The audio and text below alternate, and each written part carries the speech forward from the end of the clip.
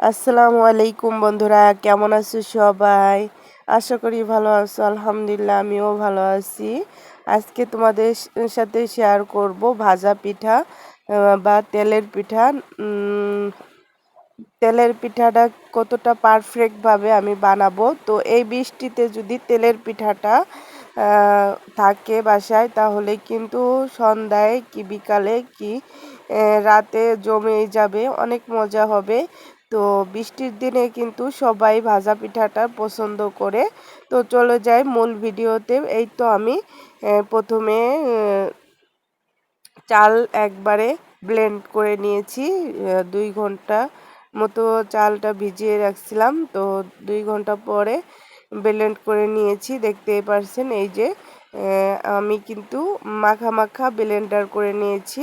বেশি পাতলাও না, বেশি পানিও না। তো পরিমাণ মতো আমি আমার পরিমাণ মতো করে নিয়েছি, আপনারাও এরকমভাবে করবেন। তো আমি আজকে ভাজা পিঠার ভিতর আমি নারকেল দিব। নারকেল দিলে কিন্তু অনেক স্বাদ আসে, তো টেস্টটা অনেক বেড়ে যায়। তো আমি এখানে 1 বাটি নারকেল দিয়ে দিয়েছি, আর 2 বাটি দিয়ে দিব চিনি। তো এখানে লবণটা দিয়ে দিলাম স্বাদ মতো করে।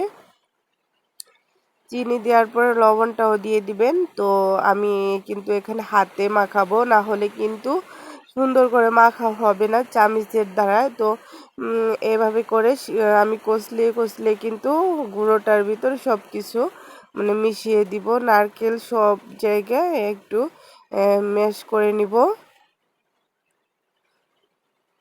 তো দেখতেছেন সুন্দর করে মাখিয়ে নিচ্ছি আমি।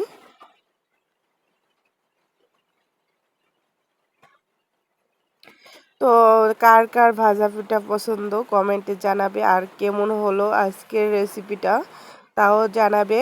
তো আমি এই পর্যায়ে কিন্তু এই যে সুন্দর করে মাখিয়ে নিচ্ছি। একটু সময় নিয়ে মাখাবেন, না হলে পিঠাটা ফুলতে চায় না। অনেকেই বলে পিঠা ফোলে না, তো আমার পদ্ধতিতে আমি করতেছি। তো এভাবে যদি আপনারাও পিঠাটা বানান, তাহলে কিন্তু ফুলে যাবে, ফুলে ডোগর হয়ে যাবে, খেতে অনেক মজাদার হবে। আর সবাই বলে নারকেল দিয়ে ভাজা পিঠা বানালে বলে ফোলে না। তো আমি কিন্তু আজকে নারকেল দিয়ে আপনাদের সাথে শেয়ার করব। তো আমি স্পেশালভাবে এখানে আমি ময়দা ব্যবহার করব। একটু 1 কাপ ময়দা দিয়ে দিলাম। দেখতেই পারছেন 1 কাপ ময়দা দিয়ে নিলাম এখানে।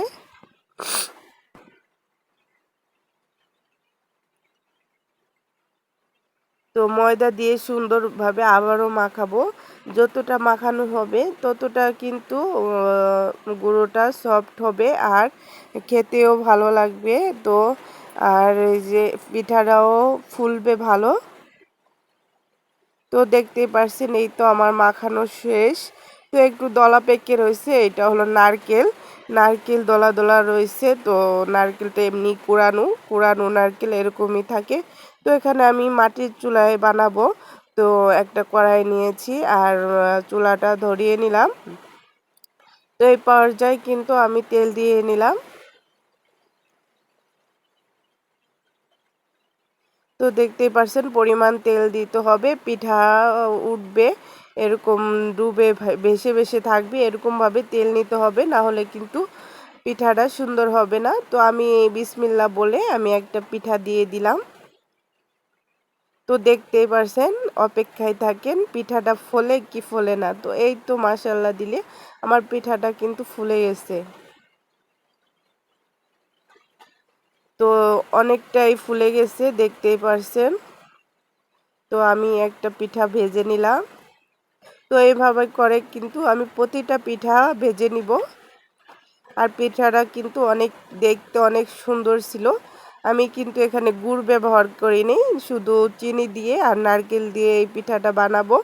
তো গুড়টা দিলে আরও মজা হতো। আপনাদের বাসায় যদি গুড়টা অ্যাভেলেবেল থাকে গুড়টাও দিবেন, তাহলে কিন্তু ভাজা পিঠার মজাটা আলাদা থাকবে। তো দেখতে পারছেন প্রতিটা পিঠা কিন্তু সুন্দরভাবে ফুলতেছে।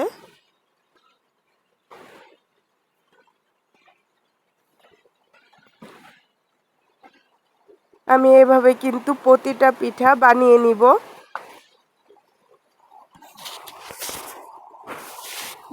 দেখতেই পারছেন কতটা ফুলছে, ফুলকো হয়েছে আর কতটা মজাদার এই পিঠাটা হবে। আপনারা তো দেখেই বুঝতেছেন। তো আমি কিন্তু সবগুলো পিঠা বানিয়ে নিয়েছি, এখন পরিবেশন করার পালা। দেখতেই পারছেন আমি এখন পরিবেশন করে নিলাম, কতটা সুন্দর আমার পিঠাগুলো হয়েছে দেখতেই পারছেন। তো কেমন হলো আমার পিঠা, আজকের পিঠা। তো বৃষ্টির দিনে কিন্তু পিঠা মজাই লাগে। তো আল্লাহ হাফেজ, ভালো থাকবে।